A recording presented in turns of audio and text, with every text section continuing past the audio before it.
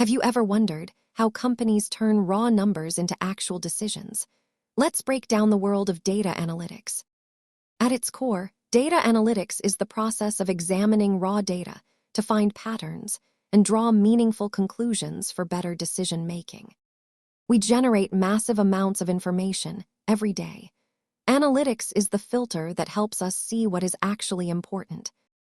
Analysts use these four methods to move from simply tracking history to actually predicting future trends. It is important to remember that data is just raw material, while information is the result once that data has been analyzed.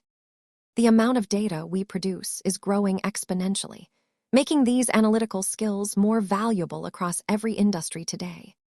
Just like oil, raw data requires processing before it can provide power or value to a business or an investment strategy.